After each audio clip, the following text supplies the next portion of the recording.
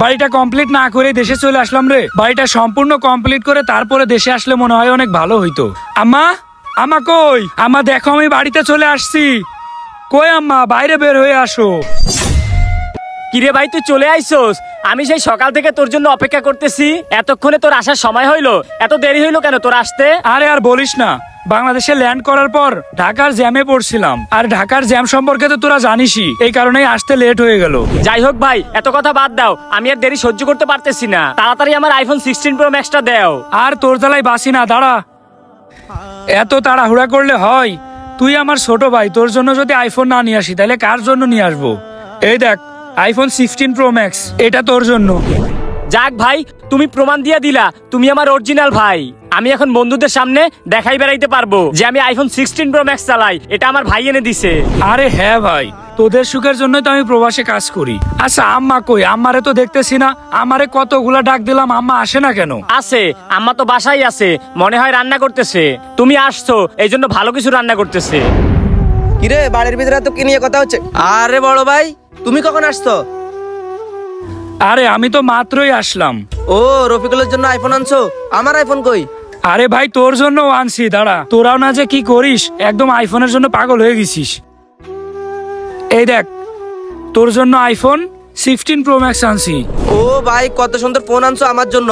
তুমি তো আমার ভাই, আমি ঠিকই জানতাম আমার ভাই আমার জন্য আইফোন আনবে। আরে হ্যাঁ রে ভাই, তোদের জন্যই তো আমি এত পরিশ্রম করি। তা না হলে এত পরিশ্রম আর কার জন্য করব?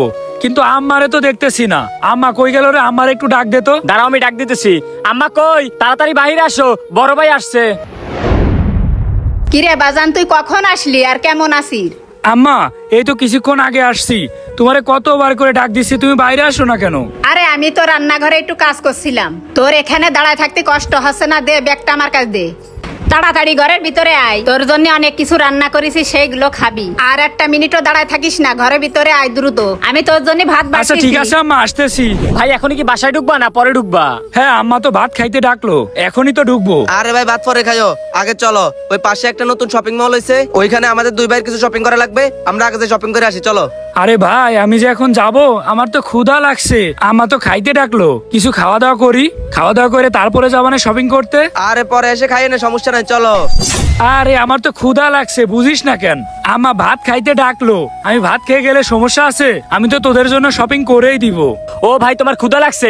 পাশে একটা হোটেল আছে, ওখান থেকে খেয়ে নিও, আর ততক্ষণে আমরা শপিং করতে থাকবো। আমি কতদিন মায়ের হাতের রান্না খাই না, আম্মা আমার জন্য রান্না করে রাখছে। আমারে ডাইকে গেল যে আই খেয়ে নিবি। আমি খেয়ে গেলে কোনো সমস্যা আছে? খেয়ে তারপর তোদের জন্য শপিং মলে যাব, তারপর শপিং মলে যেয়ে তোদের যা ইচ্ছা তাই কিনিস, কোনো সমস্যা নেই। তোদের ভাই হয়ে যদি তোদের জন্য এতটুকু না করতে পারি তাহলে কাদের জন্য করবো? আরে ভাই তুমি তো আজকেই আসলা, এখনো তো অনেক দিন আছো, মায়ের হাতের রান্না তো খাইতে পারবা। এত তাড়াহুড়া কিসের? আম্মা কত শখ করে আমারে ডাইকে গেল, বলে গেল যে আয় বাজান খেয়ে যা, তোর জন্য ভাত বেড়ে রাখছি। আর তোরা বলতেছিস এখনই শপিং করতে যাইতে? কি রে ভাই, তোদের দুইজনের জন্য দুইটা আইফোন আনলাম, তারপরে কি তোদের মন ভরিনি নাকি? আচ্ছা ভাই, তুমি কি বলতে চাচ্ছ? সামান্য একটা আইফোন দিয়ে তুমি খোঁড়া দিচ্ছ নাকি? মাত্রই না আইফোনটা দিলা, এর মধ্যে খোঁড়া দেয়া শুরু? হ্যাঁ সেটাই তো দেখতেছি, সামান্য একটা আইফোন দিয়ে তুমি খোঁটা দাও।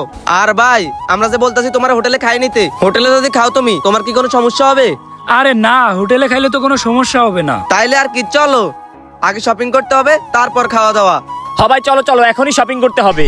আচ্ছা ভাই দাঁড়া, আমি যে বিদেশ থেকে আসছি, আমারে কি একটাবার তোরা জিজ্ঞেস করছিস যে আমি কেমন আছি, আমি কোন সময় খাইছি, কিভাবে আসছি? একটাবার কি তোরা জিজ্ঞেস করছিস? আম্মা আসার সাথে সাথে জিজ্ঞাসা করলো যে বাজান কেমন আছিস, কিছু খাইছিস? আমারে খাইতে ডাকলো, একটাবারও শুনে নাই যে আমি কি আনছি, তার জন্য কিছু আনছি কিনা। অথচ দেখ আমি তোদের জন্য দুইটা আইফোন আনলাম, তারপরও তোদের ভিতরে কত চাওয়া পাওয়া। আমি কেমন আছি, কিছু খাইছি কিনা তোদের কোনো কিছুর পরোয়া নেই। আমি একটা জিনিস চিন্তা করলাম আর একটা জিনিস রিয়েলাইজ করলাম, নিঃস্বার্থভাবে মা ছাড়া কেউ ভালোবাসে না। এই যে তোদেরকে যদি আমি আইফোন না দিতে পারতাম তাইলে মনে হয় উল্টাপাল্টা কথা বলা শুরু করে দিতিস। এই যে এখন শপিং করতে না নিয়ে গেলে এখনই উল্টাপাল্টা কথা বলা শুরু করে দিবি, তখন আর আমি তোদের ভাই থাকবো না। আরে তোরা আমার আপন ভাই, তোরা এমন করিস কেন রে ভাই? আমি যদি একটু খাওয়া দাওয়া করে তোদের শপিং এ নিয়ে যাই তাইলে কোনো সমস্যা আছে? তোরা আমার সাথে এমন করিস যেন আমি তোদের ভাই না। আমি সেই দূর প্রবাসে কত কষ্ট করি তোদের জন্য, আর তোরা মনে করিস আমি মানুষ না, আমি একটা মেশিন। আমি প্রবাসের মাটিতে কষ্ট করি একমাত্র মায়ের মুখের দিকে তাকিয়ে। তা নাহলে তোরা দুই ভাই আমার সাথে যে ব্যবহার করিস, আমার প্রবাসের মাটিতে থাকতে মন চায় না, আমার ওই দেশে কষ্ট করতে মন চায় না। আমি এখন মায়ের হাতের খাবার খাবো, তারপর যে জায়গায় যাওয়ার হয় সেখানে যাব। এতে তোরা রাগ করিস বা কি করিস তাতে আমার কিছু যায় আসে না। আমি মনে করি একজন প্রবাসীর একমাত্র আপন হয় তার মা। মা ছাড়া আর কেউ স্বার্থ ছাড়া ভালোবাসে না। দিতে পারলে সবার কাছেই ভালো, আর না দিতে পারলে কারো কাছেই ভালো না।